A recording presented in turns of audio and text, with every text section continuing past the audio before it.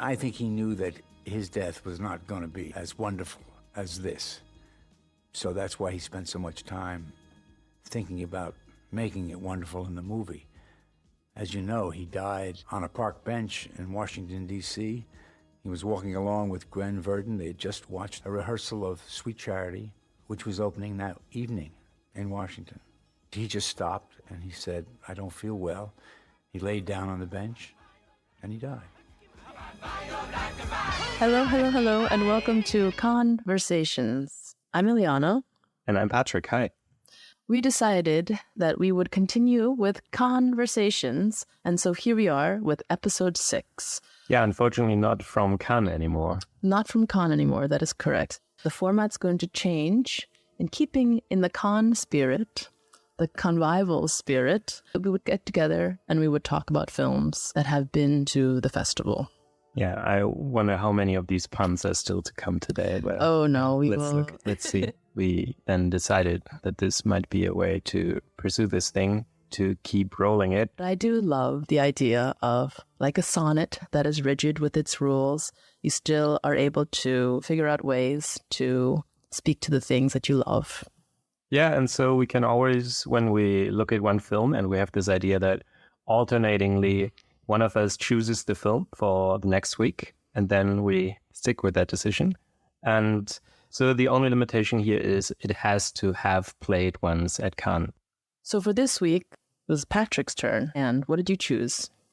I chose All That Jazz, a film that is very dear to me. It's a film from 1979, and it's a film that I only discovered, I don't know, maybe 2 or 3 years ago, and that since then has lived rent-free on my mind, and I have thought back to it often. And yeah, I think it's just such a fascinating detour of what biopics can be, what biopics aspire to be. And here I felt like, oh, if biopics were more like this, I would probably enjoy this entire genre more than I do usually, especially when it comes to the Oscar season, the award season. Yeah, and I thought this would be a nice entry. It's also, a Palme d'Or winner of 1980. So I thought, oh, why not start with something that maybe isn't even so much talked about these days, but that is certainly, if you talk to cinephiles, that is up there, among the very best, most appreciated films. Mm-hmm. And this is also very unique in its biopic portrayal, because we have Bob Fosse, who is, as you would like, if you would like to introduce or talk more about the production or the history of this film. Yeah, give us a little context here. So this film at first was released in New York. I think it has like a limited release, so maybe LA and New York at the time. There was in 1979, actually. There was during the awards season in December 79.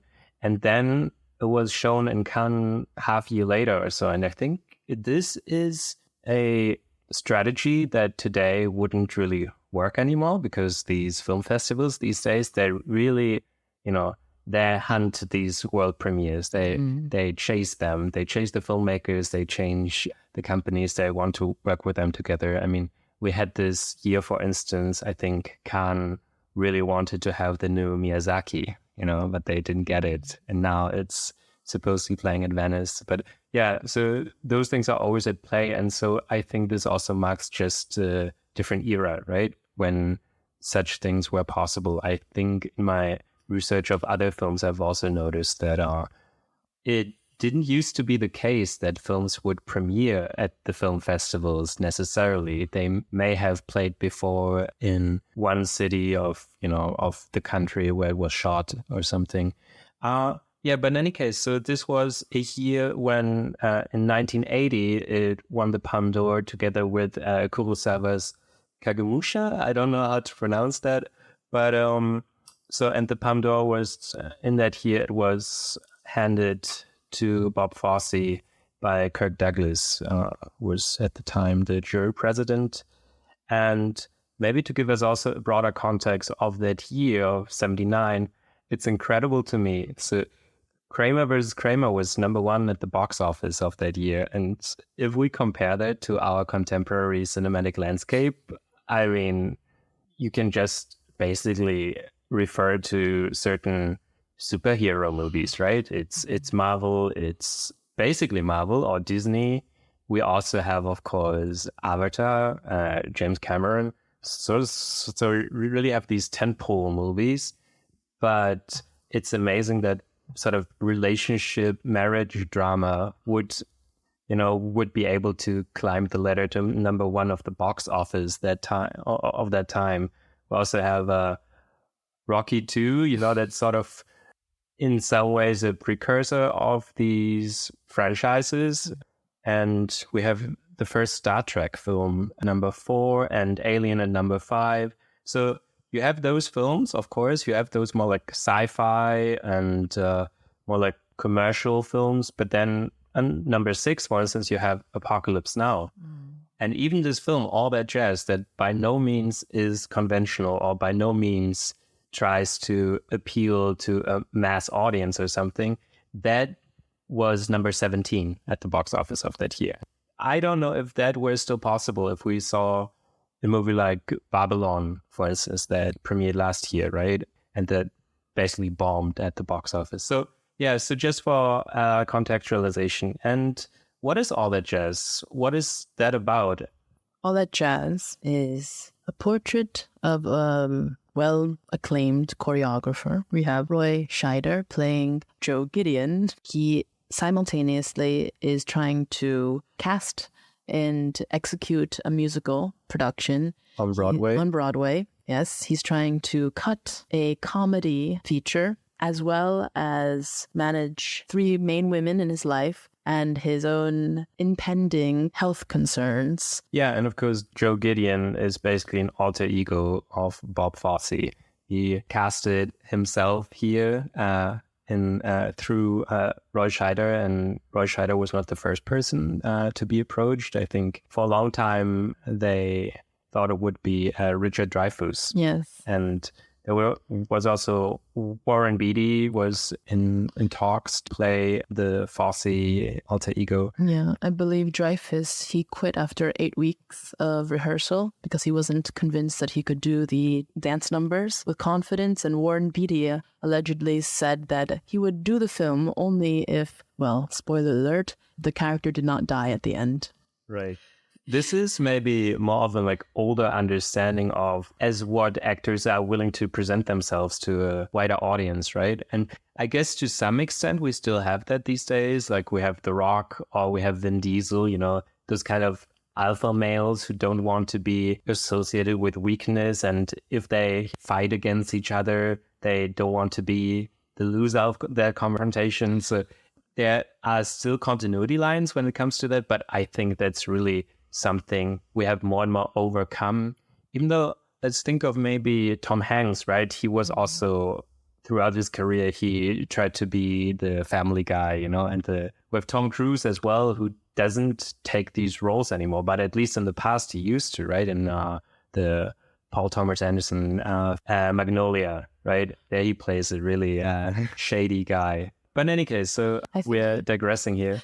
But because of this, Bob Fosse, who has always been enamored by the career of Fred Astaire, was also quite eager to feature in his own film as Joe Gideon about his own, self. However, he was discouraged by his producer and co-writer, Robert Auteur.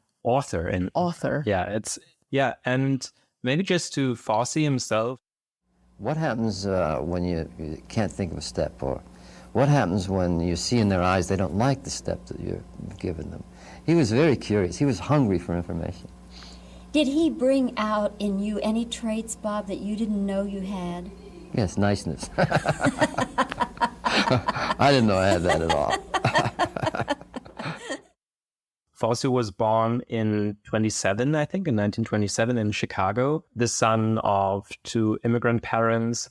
And so the father was Norwegian American, the mother was Irish American, and they both tried to pursue a career in showbiz, but it didn't quite work out. But in any case, rest assured, the mother always tried to get her children dancing.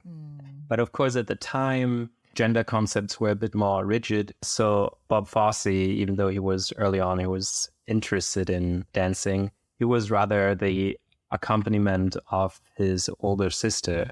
He had 5 siblings or so, but it was only when he accompanied his sister that he really saw that this is something he's very interested in. But then the depression hit the Americans hard, and the family couldn't afford the training anymore.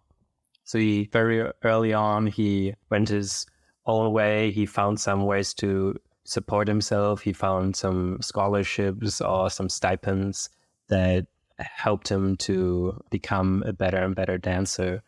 And yeah, I think that was basically through one of his early lovers, who I think also was his first wife, that she enabled him to make his first step in the showbiz. I forgot her name. Joan McCracken. Yeah, that's it.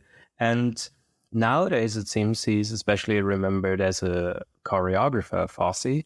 But of course, he has his little filmography that is not too shabby either, I think, and worth discussing. And this started out with Sweet Charity in 1969, a film that neither of us have seen at the point of the recording.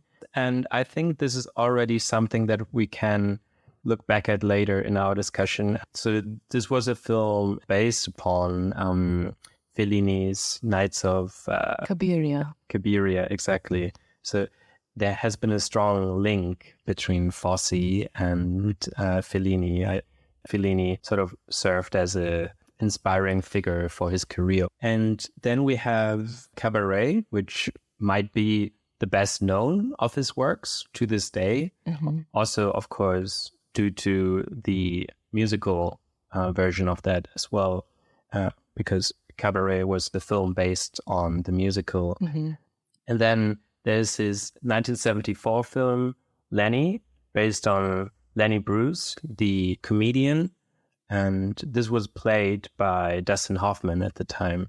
I think if you look up that film and if you want to see it, it's interesting because this was very much a contrast to his Cabaret, which was really lascivious staging, was very colorful, of a portrait of the Kit Kat Club in Berlin of the 30s or late 20s in Berlin, in the Weimar Republic. And Lenny, so that is black and white indie filmmaking about this stand-up comedian. So I think that was a very deliberate and interesting choice by Fosse.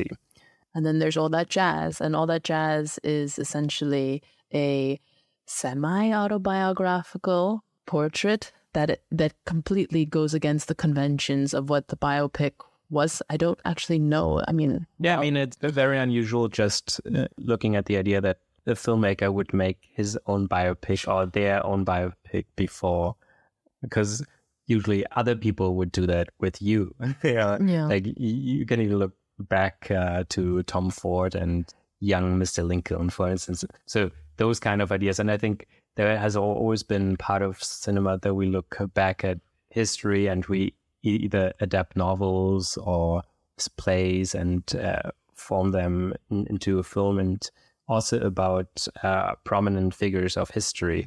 And here, the audacity to do that with yourself and be also really don't restrict yourself too much and try to be open even to the dirty parts of your biography and of your life. I think that's that at the time was seen as very audacious, but also as very brave. And his last film, which unfortunately we also didn't have the chance to see, is Star 80 in 1983, which apparently is also, in a sense, similar to All That Jazz, but less comedic, because with all the grittiness of All That Jazz, it's still a very fun and funny film as well.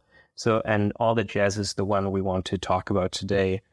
It's interesting. There is a lot to say about the legacy Bob Fosse really paved the way for, perhaps, or initiated, and we can still, trace his influence in contemporary artists or artists of the 80s and 90s. But it should be said that if you want to see all the jazz, it's not so easy these days.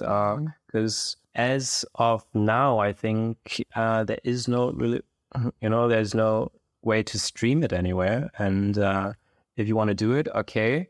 We figured out that there is on YouTube, there is an uploaded video of that entire film. But who knows how long that's still online, right? Especially now that we've signaled it.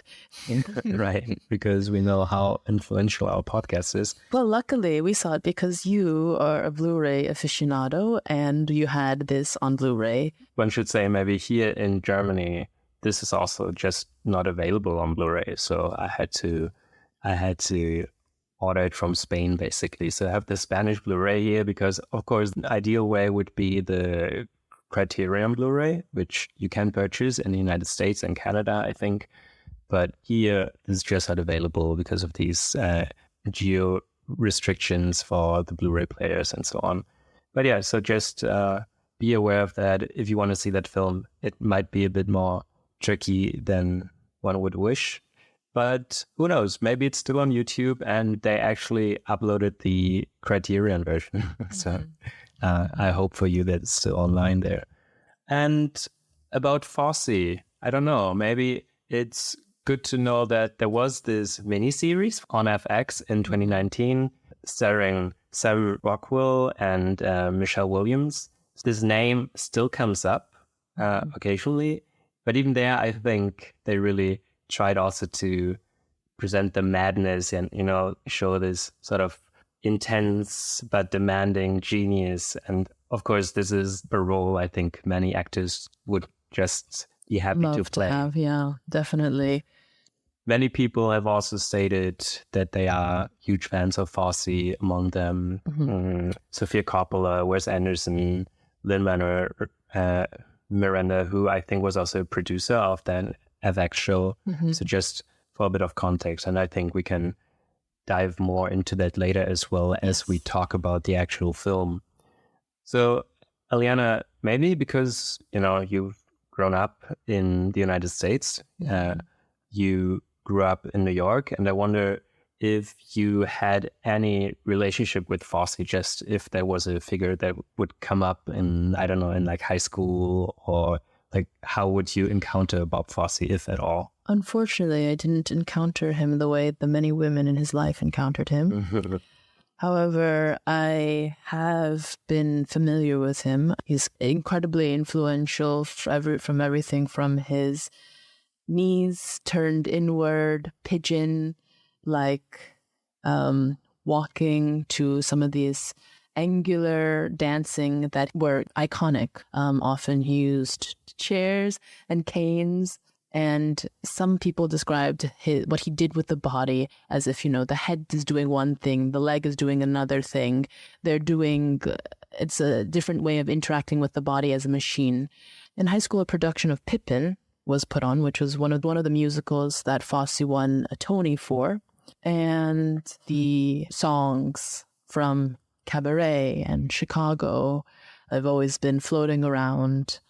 If you spend any time with anyone who has a theatrical or musical background, I believe that they would know who Bob Fosse was and his whole entire legacy, which, I mean, just from the films alone, seeing that these dance moves, these choreographed scenes and sequences, they're still very modern, still very relevant. Fosse was present, but I'm guessing for you only saw or you were only introduced to Fosse or Fosse's work following the film.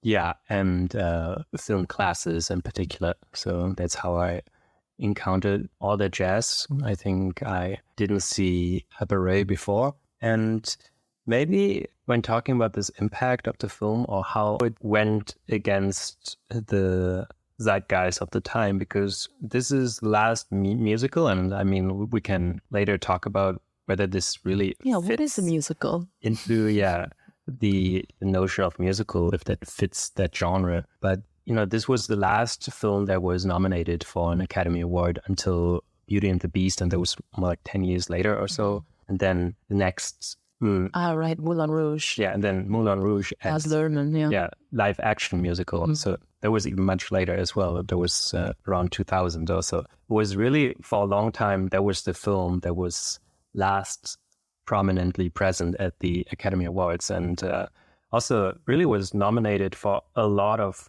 Oscars, I think 8 or so, and he won a lot of technical Oscars. Yes, if I'm correct, I believe none of them actually even went to Fosse himself. Exactly. Which is quite thematically maybe relevant when we start talking about the film. Sure, because he would then not be the Fred Astaire in that respect, right? He would not be the person who is really at the center of the attention here in that respect. But he was, so he did win Best Director. So okay. Yeah, he did win Best Director for this film. But yeah, so it did win 4 Academy Awards, among them Best Director. But yeah, it didn't win Best Film. Yeah, but in the context of our podcast, of course, the Palme d'Or is to be favored over the Academy Award.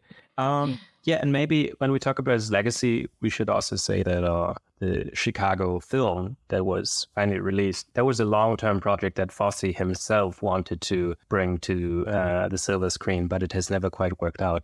They've been working on it for a long time. I think they had different actors in the talk, among them Madonna, I think, and it just didn't materialize.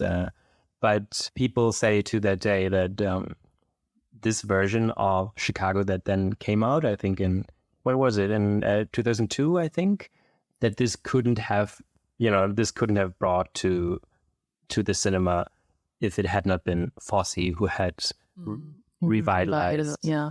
I mean, the musical is still playing, and it's now one of the longest playing on Broadway musicals.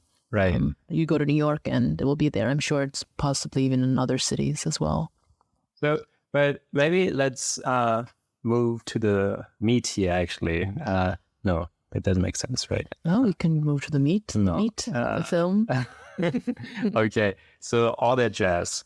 What kind of film is that? You have already given a quick introduction, but I think it is also worth mentioning again that as Fellini inspired as he was, this film is heavily, of course, inspired by 8½.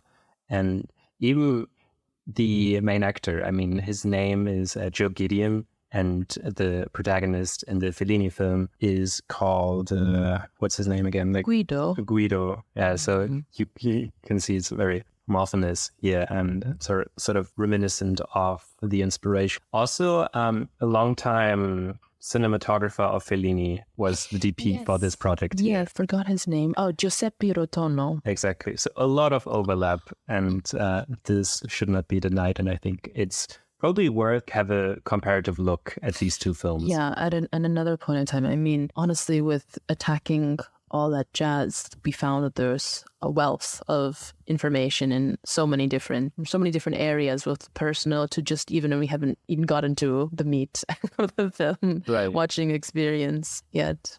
So maybe to approach this film, it would be good to look at this first scene, right? Because this first scene gives us a good idea of the film overall. And I think it's always good if the film establishes something within the first 5 minutes or 10 minutes, which already lays out the themes and hints at certain aspects of the film that will later be relevant. And so seeing this film for the second time now and this opening scene, I still found it very effective and impressive, because we already get a sense of who this person is, this Joe Gideon, but we also see his craft, his work. And this is sort of interlaced here. And it's also in between this fun that is really present throughout the film. It's very fun, but there is something very heartbreaking that is not too far away from the center.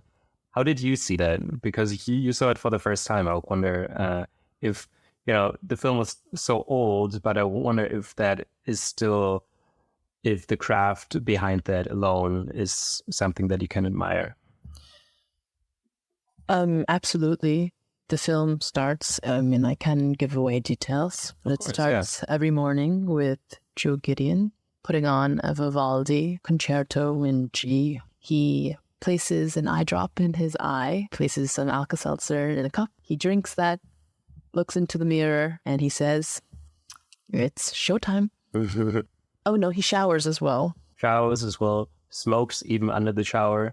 But what I was specifically referring to, even though this is of course important and is sort of a leitmotif for the film, but I was more referring to this like opening casting scene, you know, where when there are these auditions and you have all these actors who have the shine in their eyes. They really want to be part of this production, and the number of them is reduced and reduced by every shot, basically by every shot of the film. And I think this is all already a really good showcase for the editing of the film, right? Yes. Okay, so then going back to that, so Bob Fosse said that he wanted to direct that opening scene in a documentary-like style because he thought of the audition process primarily as a cattle call, and that all previous visual representations of auditions in films that he had seen were somewhat beautifying the audition process. And this exactly was how he did it and how he saw it.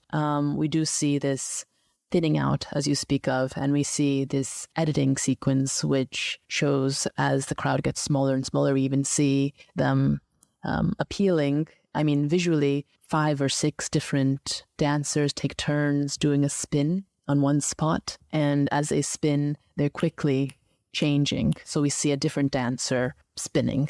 Then he has the lineup where he finally does quick interview with each one as he looks them up and down and exchanges a little bit of small talk. And we can see how hungry they are and how he is just there exuding kindness in some sense.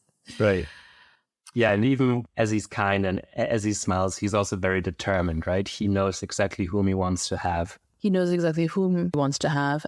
Okay, so this whole entire setup is very interesting because we're in a theater, we're in his home, and we cut to the producers who are also involved. And later on, we cut to his ex-wife and her daughter, their daughter, who's also present in this entire audition sequence. And that sets up the whole entire environment for the subsequent film because, I mean, the whole entire film is about showmanship, display, the artificiality about it, but also the genuine moments that are involved in that as well. Yeah, exactly. And maybe already to state that here, the film doesn't establish a contrast between those two things, right? They are inextricably intertwined. You cannot say that here this is a genuine moment and this is just the facade of showbiz. That's all part of the same thing. Mm-hmm. And there are many episodes. I mean, for you, when you first saw it, were you familiar? I mean, in the opening scene, what was your reaction? I think it was just, not that I knew a lot about that, but it was just well choreographed, and the editing was really effective because you had sort of this narrative element there already, right? You, by establishing the scenery there, by establishing the characters, it all goes with the music. It's more of a montage scene, right? And at the same time, something develops here because we have the audition, and at the end we have the team. At the end we have the ensemble, and at the same time you get a sense of who these characters are and how they relate to each other. And of course, for the later film, this is very important to have that basis at the very beginning, because you also see how involved even his daughter is at a very young age. She knows already how it goes, and she already sees a specific actor that she likes, and she wants to make sure that he picks her for the role, which is also, I mean, in terms of gender dynamic, gender politics, it's interesting to see how, you know, a woman or like a girl picks another woman, you know, like it's a bit like, of course, they're all presenting, like they're all there presenting themselves on stage, and to make that decision, of course, it needs to be done, but there is this gender dimension here as well, right? The man, and who's also in many ways presented as a genius here, right? How he's the one to make this call. He's the one to say yes or no to people. And I think the daughter engaging in that already, that's really, it's fascinating. Yeah, no, I mean, I was actually thinking about this. Can this film be read as something that's, it's just another male genius who is actively doing whatever it is that he wants to do? He's an addict. He's an addict of the stage. He's addicted to cigarettes, alcohol, speed. That's something actually that I forgot to mention. So this is really, speed. Every morning he takes Dextrin. He's also addicted to women. He's present, but most of all, he's addicted to his work. And it is, in some sense, because he's addicted to his work that he's pardoned for any of his other vices that he engages in, because he is a genius. And this film angles this particular genius of his in a way that, for me, when I first saw it, I thought that it was trying to say he was somewhat a victim of his own genius, or he was reluctant to his own worth ethic or his own desire to be in this industry, because it's never a conflict of his. It's just such a natural thing that he must work, he must produce, he creates, and everyone else in his world seems to understand that about him without really passing any form of judgment. Yeah, perhaps even, very much subscribing to it, right? Mm-hmm. There are certain scenes when other characters really just look for validation. They want him to tell them that they are doing a good job. Because his judgment is so important to them. Mm-hmm. Because some people have his sympathy, but they want more, They want him to tell them that they are good at what they are doing. There are two scenes in particular with that. There's, for one, there is this piano player who's just very concerned in this one scene that he plays it right. And he is so fearful of not doing it that he isn't really realizing that he was doing a fine job, and what Joe Gideon is angry or worried about has nothing to do with him, really. And there's another scene, of course, that relates to the role of women in this film. That is when he cheats on his current partner. What's her name again? Katie. Mm-hmm. Played by Anne Rankin. Yeah, Rankin. Yeah, exactly. Who's also his muse, like Bob Fosse's muse. So this is also another aspect of this entire film, how Bob Fosse casts people here. But yeah, how literally imbricated his own personal life with his projected I don't even know if he says semi or semi-autobiographical film. Yeah, right. Was. And in any case, so Anne Rankin plays Katie, his current girlfriend, and at some point she finds out that he's been cheating on her with another dancer of the ensemble. When they are in bed together and are caught by the Anne Rankin character, the first worry of the dancer is that she did something wrong. Yeah, and she said, "Did I screw up?" Exactly. And did I screw anything up? Yeah. And what he says, and that's interesting, no, it's me. I screwed up. And I think this is sort of part of what some people would argue the redeeming qualities of Joe Gideon, right? Mm-hmm. So you brought that up, that you could just see it as another of these tales. And in many ways it is, but it's also a bit more nuanced, I think, and a bit more complicated with Joe Gideon, because there's this level of introspection and awareness that doesn't excuse what he's doing, but it at least adds more colors to the palette. Mm-hmm. No, this also becomes thematized in ways, just the idea of lying and honesty. What does that look like on stage? The whole entire idea of creating a production. It's all artifice. Multiple times we have this idea come up that Joe Gideon is a bullshitter. There's a line, you can't bullshit a bullshitter. I don't know. And then at another point he says, I don't know when the bullshit stops and the truth begins, or something like that. Right.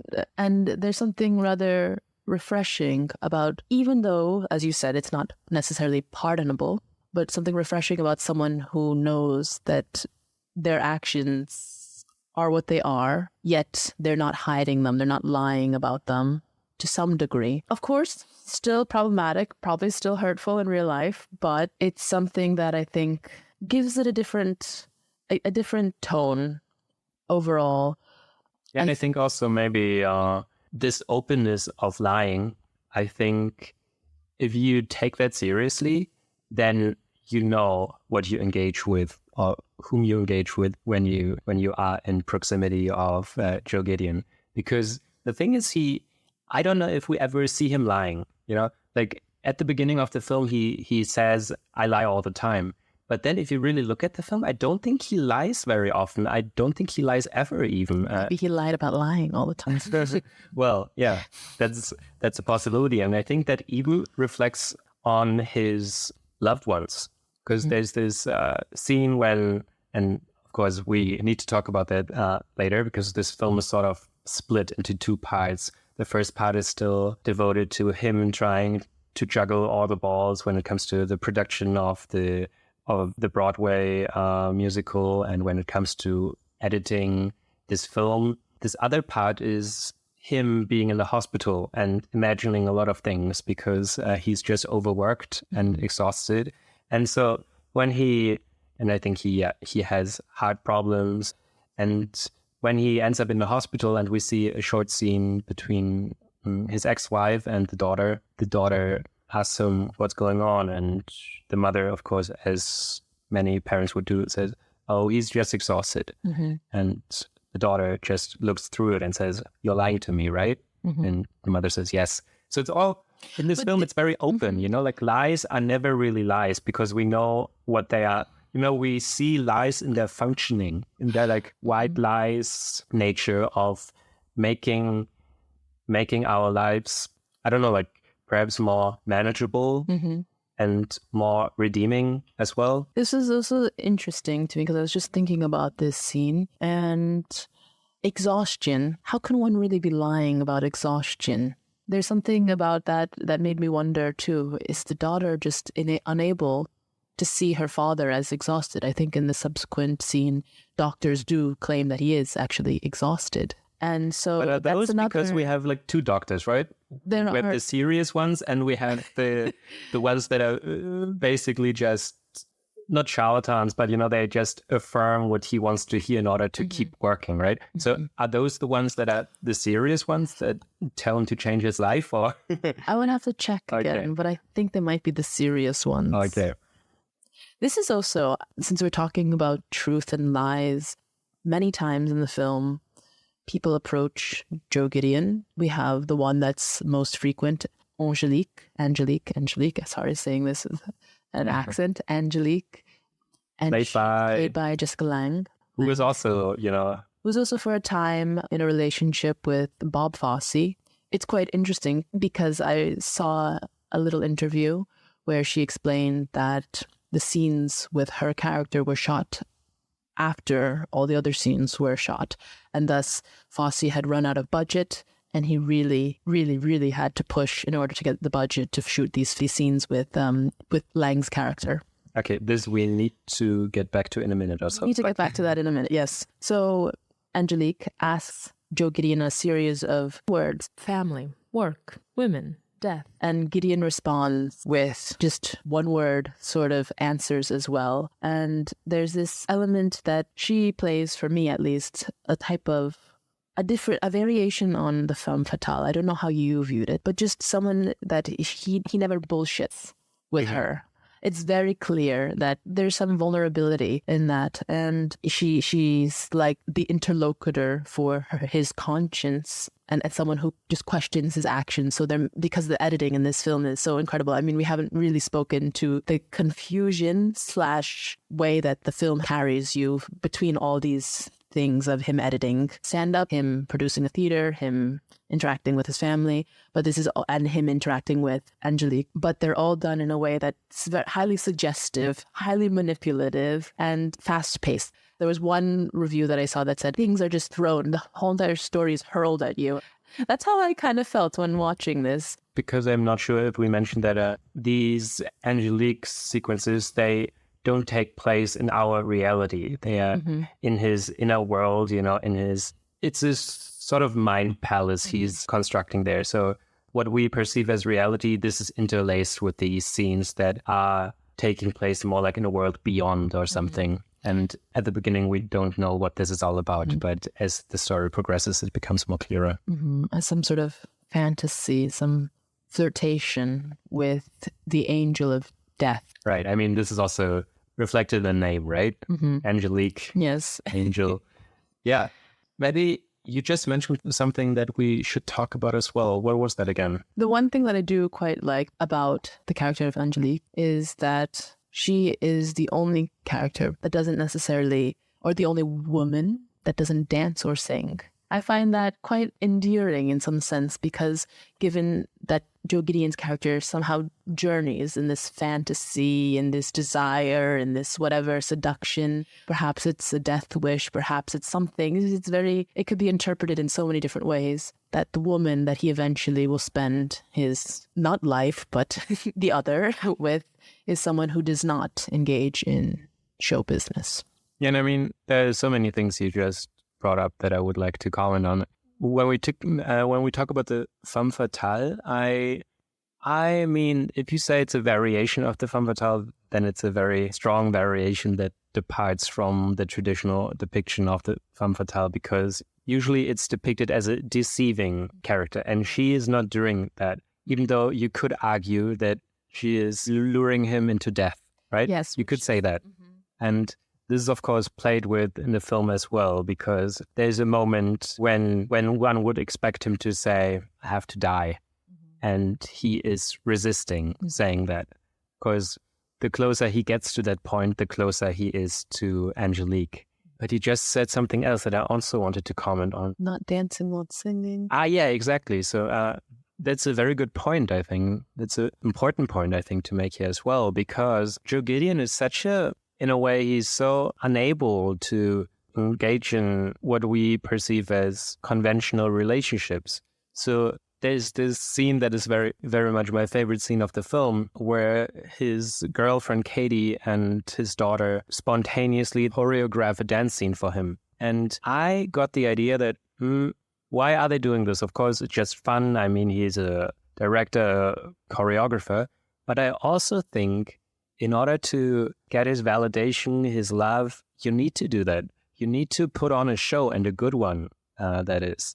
So they're doing that, and there you can be sure that him as a spectator in that scene, this is really when, to me, he seems to be most in love with these people around him. So it's as if they need to take this detour in order to get there. It's not direct, you can't say I love you or something. You need to put on a show that aligns with his expectations. So it's a really good observation that this Angelique is the only one that's not doing that for him. That's perhaps also why in the end he feels attracted to her, because this is the person who doesn't play by his rules, and he has to subordinate himself to her. Yeah, no, there are two things that I think about that. In this relationship that he has with Angelique, it seems it's not clear whom is seducing whom to some degree, which I think is why I would take it as a variant of the so-called femme fatale, because the femme fatale usually leads a somewhat naive character to their ultimate demise. But eventually, Angelique, being the character that she represents, will lead Gideon to everyone's earthly ultimate demise. And perhaps we should just also maybe talk a bit more about what happens in this second half, right? When he is brought to the hospital and he has cardiac surgery, I think that's also autobiographical. This is what happened to Bob Fosse after one of the phases of his life when he was most productive and most overworked, right? And this is also integrated here into the film. And I think that's just such a fascinating idea, right? To now have this creator, this artist, who even when in the hospital, lying on his deathbed, cannot stop creating. I mean, it's a point that was stressed often, that you can read up a lot on, but I think it's, for the time, it was something that could not be seen elsewhere. I think he was obsessed or interested in death and hospitalization following his first heart attack. He still went on to, I believe, Fosse the man as well as Gideon, his projection, went on to chain smoke and to indulge in vices that one would advise against if they have coronary issues. Right. I think some people even think of All That Jazz as Fosse's prediction of his own death, because prior to another massive production that he was working on, he did indeed die of heart attack. Right. The thing you have listened to at the beginning of the podcast, there was Rob Scheider, and who commented on that, right? Mm-hmm. How Bob Fosse wanted to direct his own death because there's only one way to do that for him. So tell me about that, Patrick, or because we haven't even talked about directing your own death. This fantasy, in some sense, as Gideon's health is in decline, in the last 10, 15 minutes of the film, we have this complete spectacle filled with everyone in his life acting, performing. The hospital bed is literally the director's chair that Joe Gideon is laying in as he observes. Right. And this is really proportionally to the restraint he faces when lying or being bound to the bed, the more his mind deranges, right? the more ways he finds to perform or ways to direct new numbers. And it's also interesting that he's not just focusing on that. We also see this scene. I mean, from that time when he's in the hospital, I think we cannot really be certain of veracity of any of the scenes, right? But then we see a younger John Lithgow, this other director who sort of wants to have a directing gig, and we see him meeting the producers who are always portrayed here as just looking after the money. And of course, it's really, this is understandable because it's mind-blowing. This film mirrors what's actually going on with the film. So All That Jazz has, at a number of times, it is uncertain whether they can continue shooting this film, right? And then this idea is incorporated into the film itself. And then we see John Lithgow meeting the producers. Among the producers, there's already this sort of consensus that it wouldn't be all too bad if he actually died in the hospital, yes, because it could be the first musical that is profitable on Broadway without ever opening because of the insurances. Yeah. It's really funny. And then, that's my reading. That I'm not saying that this is the film, but my reading is that this entire John Lithgow thing is just the paranoia of Bob Fosse. Like he doesn't want to have this competitor there who also has this script done, and we see how much work he's put into like making comments on this one script that he read for the producers, but really downplaying it. Oh, it's nothing. I didn't do much. But of course he must have spent nights on that. And it's really fascinating that even this is on Joe Gideon's mind. And one can imagine that this might be autobiographically inspired as well, that when Fosse had to face the reality of the hospital, what might his mind go on about, in that time? No, I mean, it's not the first time either, but this is also playing in line with why is Joe Gideon so sympathetic? Because there is a display of his insecurities. These producers and this director, they're vultures in some sense. And this, I mean, just on any person in life, when we think, oh, there's someone else who actually might benefit if I'm gone. Right. That's really, it's such a universal feeling, but it's also something that, I mean, in the intensity of the show and the spectacle and who's going to entertain. And then the crux being that Joe Gideon himself never really speaks about money. It's just always these producers, which were part of, I don't know, new Hollywood, the time of new American cinema coming to and bringing in these independent producers who also could have their own stake in a production, but with money being always somewhere at the back of the mind of someone, because how does a production get made with money, even if the artist or the director or the choreographer in this case doesn't necessarily think about or want to or even have that as their impetus for creation. Yeah, and of course, this is very much the compromise cinema has always been, or let's say here, Broadway production. I mean, there's statistics out there, right? Like how few of the Broadway productions are actually profitable. Mm-hmm. So, of course, they are portrayed very unfavorably in this film, all these producers, as if they are only out for the money. But of course, that is, first of all, that's the job. And if they are not there, who can even afford to bring up a production, right? So it makes a lot of sense. And the time he spends on the editing on this film, that, by the way, I mean, it's also a reflection of his own production process of his film Lenny. Yeah. There's also this mirroring again, right? Here we had all that jazz reflecting on its own production of being short on money and short on time. And we have the same with his previous film, Lenny. Making a film, there's always a compromise, and you need money in order to make a film. And, there's nothing wrong with reminding him again and again that money is scarce. But at the same time, Fosse also insists on his own genius, right? There's this scene with the editor. He is the editor in that scene with the producers. This is also another massive insecurity for someone who is creative in some sense. But we have two scenes, I would say. One, he shows whoever, I suppose the producer or maybe the agent of Lenny, a cut of the stand-up routine that is amazing. It's incredible. He leaves him alone, the agent, with the cut, and the agent or producer is amazed, astounded by this.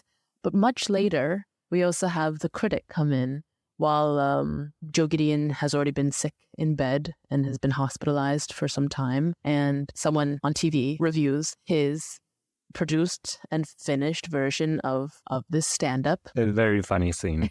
A very funny scene. Elderly lady, old avant-garde critic type, very erudite, very eloquent, but also not sparing of critique. Yes. No. And I think he's in a room with other people.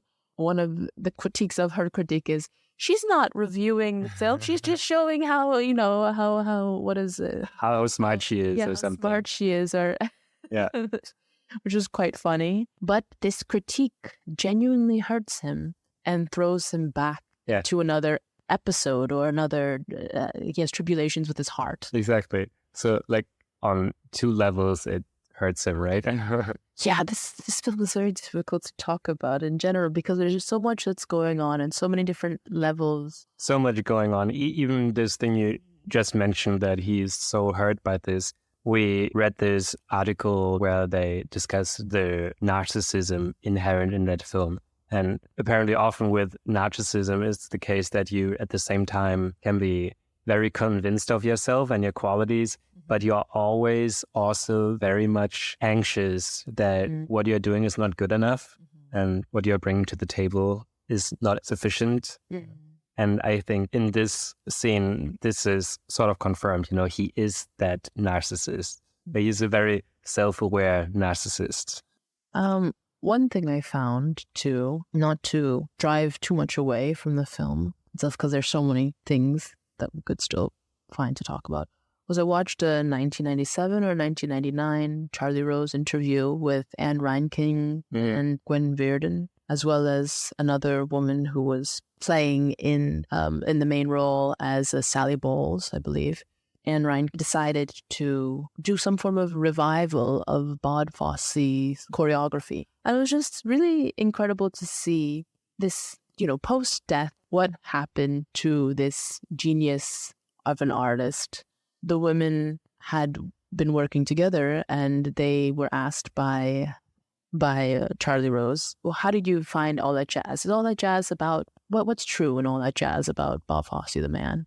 And they said that they didn't really find Bob Fosse completely in there, but they found that the most genuine thing was his relationship to the women in his life, being them, essentially.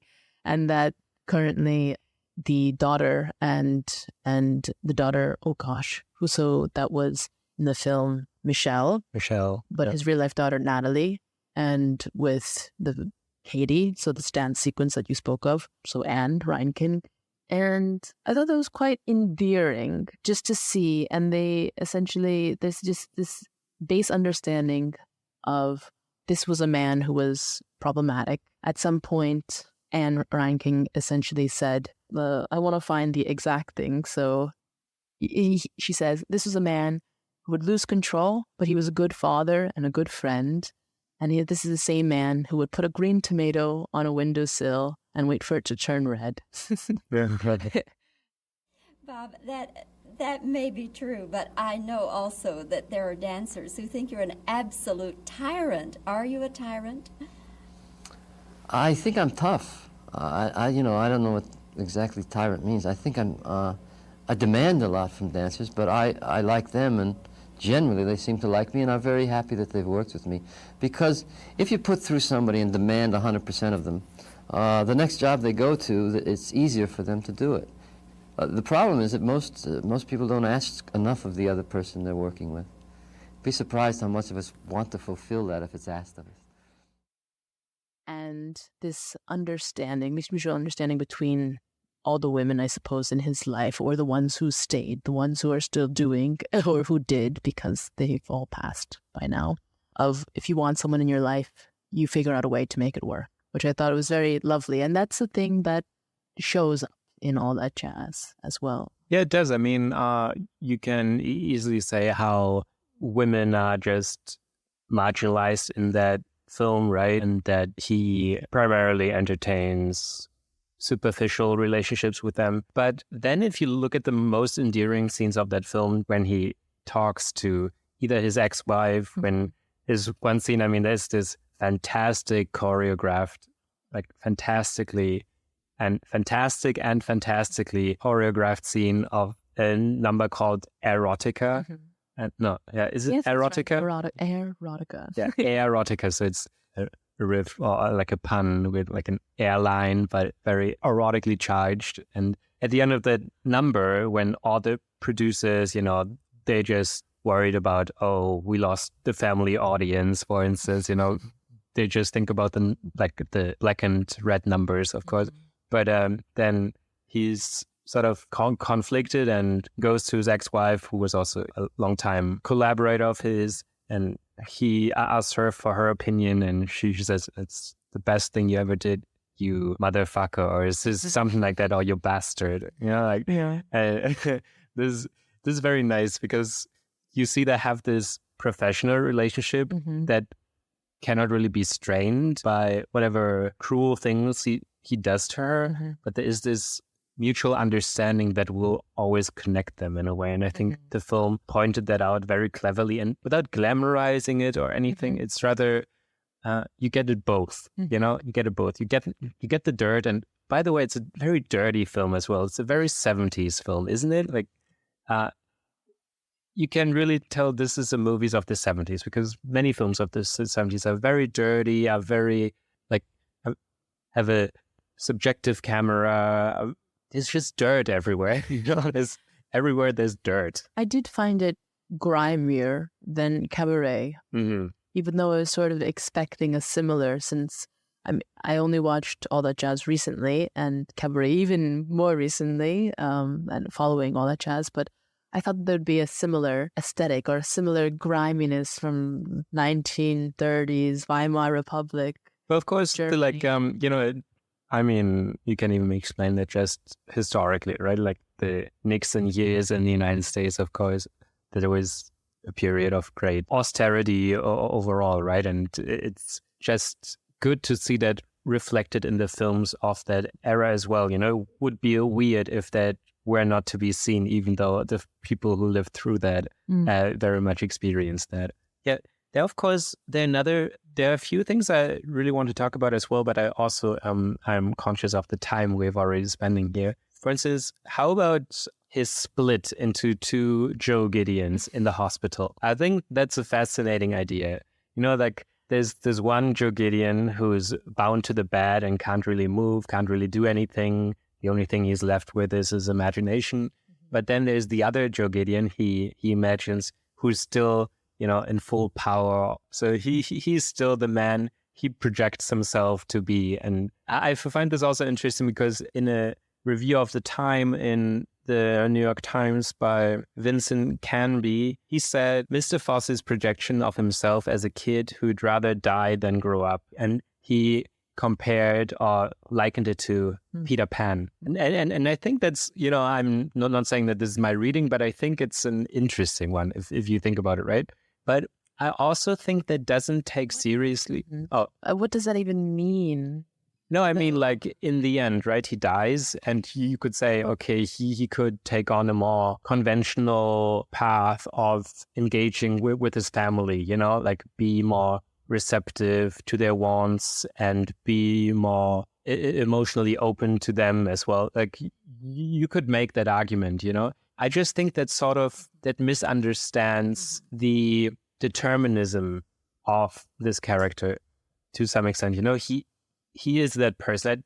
I'm not saying he's that genius, but he is that person who's truly committed to his craft, you know. And if you take that away and if you say, oh, you're not just mature enough to step away from that and also care about all these other things, then you're not really understanding who he is. Do you know what I mean? No, I would completely agree with you. I think perhaps it's also maybe we're jaded by our contemporary time, which sort of knows better in some sense. But I do think that it is hard to say that because, so I'm now going back on what I just said in some way, because I need to think about that. But I think if anything is clear, it's obvious that whatever entertainment is also at stake. I don't know if there is this determinism of which you speak, but there is the determinism to make something a success and to make and then the fear that it will not be received well. And in that, there is also a completist, perfectionist tendency in the character of Joe Gideon in how we must imagine Fosse to be. I mean, I think he literally said of his film when he made it that he wanted it to be a success. This is also a bit of a quip, a bit of a joke. It elicited laughs, but at the same time, there's a seriousness about that. And I'd say that it is, in some sense, for me, I guess, this Peter Pan thing of someone who preferred to die than grow up. I mean, who doesn't die is what my response to that is. But in entertainment, people don't want to see that. Even nowadays, I mean, we have I can't help but think of, I don't know, maybe most recently Fleabag, and how the comedy, once again, is turning into a tragicomedy. There's something about Fosse's work that refuses to just solely be about the complete hedonism, I suppose, or just pleasure or joy, or just something that's just completely entertaining all the time, at all moments, everywhere. And that he does search for that downturn of reality of life. I mean, in watching this, I was most touched by the end sequence when he sings, "Bye-bye life, bye-bye happiness, hello emptiness, hello loneliness." Yeah. And that really sticks with you as well, right? Just really, they were stuck to my ears for quite a while. And I can't help but just think, and Joe Gideon does this in a way that makes, that physically he looks like he's elated in singing this. And I couldn't help but think, is this how we combat death in some form? Is this how we combat our own mortality? We fill it. We fill it with stuff to the brim. We fill it with style, we fill it with aesthetic pizzazz, we fill it with all sorts of something to avoid the inevitable, the cutting off before our time is done, which is another thing that we could technically talk about, but I don't know if we have the time to. Yeah, and perhaps because we did mention it and you just referred back to it, this last scene. So then we see a number of people who, from his like close proximity of friends and family, they perform for him as well. And it's interesting, and I also read on that, and you too, in this one piece, where the role of the daughter here was discussed, because she performs this number, but she's actually not right there. Like, she's a bit too young, and you can tell, because she has this cigarette in her hand, but she coughs because, of course, she's not a smoker. And she wears these high heels that don't really fit, and she doesn't know how to move herself. And that, so we can see that this is just his projection of her, but all, and that he tries very much to make her a sort of successor of him in the showbiz, right? She is basically raised in the theater, but at the same time, perhaps she doesn't blend in perfectly there. She doesn't fit in there. And I wonder too if there's some elements of him being conscious, given that he himself, exactly, Fosse, started at 13 performing professionally. Yeah, and but perhaps there's a scene in this film, right? There is a scene in this film where he's in a burlesque or a cabaret or a vaudeville back theater, and he's very young, and he is exposed to physical and the body. I don't want to use the word vulgar, but just the very open advances of the older women who are also performers. Oh, I mean, you can be a bit more direct, I think. So they are topless, and they approach him, and he's maybe 13, 15, 16 or so. Very young performer, is about to get on stage, and they approach him, and then, he has an erection, has to enter the stage, and then on the stage, you can actually see this wet, this wet stain in his trousers. And this is also interesting because it points to some form of sexual humiliation on display to a public audience, but it plays with that too, as it's also the birth of Joe Gideon's character that normally we think of peeing on stage. I think this liquid that we see could be either pee or something more, I suppose, just more, what would you say? Like less liquid. Yes, something more less liquid. Yeah. But more... I would tend to the latter one. Not empowering, but something that more sexually strong. Yeah, it's a bit, I was thinking of that film in that Almodovar film from 2019. Glory. Yeah, exactly. Because there's a sexual awakening. And in that sense, I don't know if there was a sexual awakening, but it was in any case very sexual. And it was something that, stuck with him, because we see this scene after all these years still being part of his mind, right? And then immediately right after, we have another scene with Angelique, and who we are to believe is Joe Gideon's mother. And Joe Gideon's mother is saying that he spent all his time there, but he never looked at the girls. He never looked at the women. He was just focused on doing whatever it was that he was doing. So I think, to speak to his determinism or to his craft or whatever. Well, of course, see it. Yeah, but this is very much a broken portrait of it, like very much a distorted portrait of his mom, right? How is she depicted there? Like, she's hunched cooking. over, cooking over the stove, of course, completely desexualized there, as one would expect a mother to be portrayed. Yeah, in some sense, I think earlier in the film, when he's asked these things by Angelique, family, he says screwed up, work, all there, women, hope, death, he'd like it with dignity. Then he gets to mother, he says kind of chubby, jolly, a bit sexy. Father, lying, cheat, womanizer, and then says, you would have liked him. Yeah. To Angelique. Yeah, exactly. Okay, I think we have to come to a close soon. One thing I think we didn't mention just in passing here, this film he's editing, that's also sort of mocking this concept of 5 stages of grief, right? And the film sort of takes on that structure. Anger, denial, bargaining, depression, and acceptance. Exactly. This is sort of interlaced with the overall plot structure here, if you want to talk of a plot. it's of course, okay, there's one last aspect I want to talk about.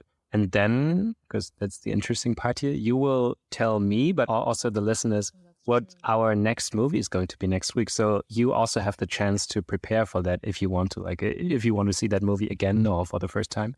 But this last thing I wanted to talk about is silence. Now, there are two instances of silence here.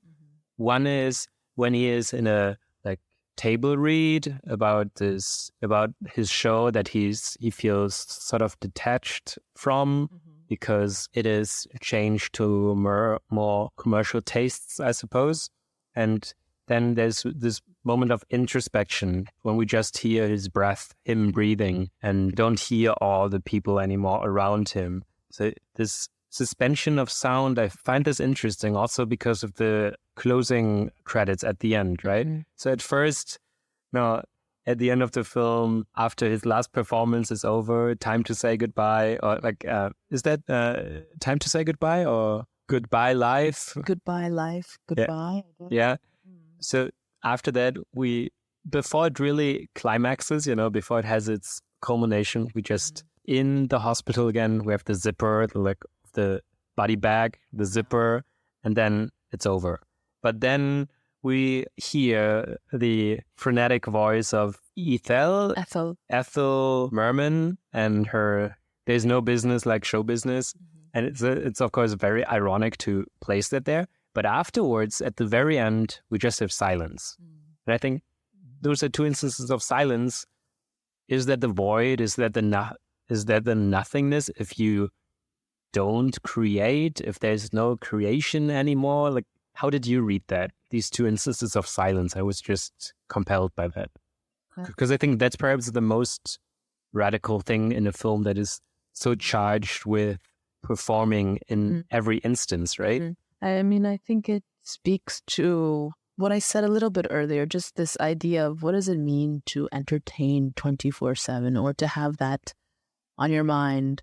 Maybe you're not a people pleaser, but I wonder too if Fosse could stand silence as a human being. I don't know. I mean, I'm not aware of it. It looks like Joe Gideon is always doing something. He's always active. I mean, he puts on Vivaldi throughout his morning routine. There's never, it feels like a moment of silence or of introspection in this sense of silence. For me, it's also just what it hit hardest, perhaps an ultimate manipulation for my own self-reflection of just wondering, once the show is over, depending on whatever life it is that you've lived, there will be that silence. And then I couldn't help but that resonated with me in this ultimate idea of, regardless of what I have just spent about 2 hours watching on film, this is one of the unifying things that just really hit to make this film right, the incredible film that it is, and to put that all into a different perspective. But it's also, to me, it seems rather pessimistic, right? Because in the world of creation, in the world of performance, we want things to last, right? So you would wish that there is no silence, that there will always be something that people memorize, that people will remember in the future. So this is kind of silly, but Bye Bye, My Life Goodbye, or whatever this song is actually a variation of a Simon and Garfunkel song, right? Right. And the other song that I think of now is The Sound of Silence. There has been a study recently that's come out trying to investigate whether silence is itself perceived by us human beings as a sound. So whether the sound of silence is something, and thus if it is a sound, if silence is not nothingness, it may be in some optimistic way, I'm just playing with what you just said, the sound of silence is what lasts.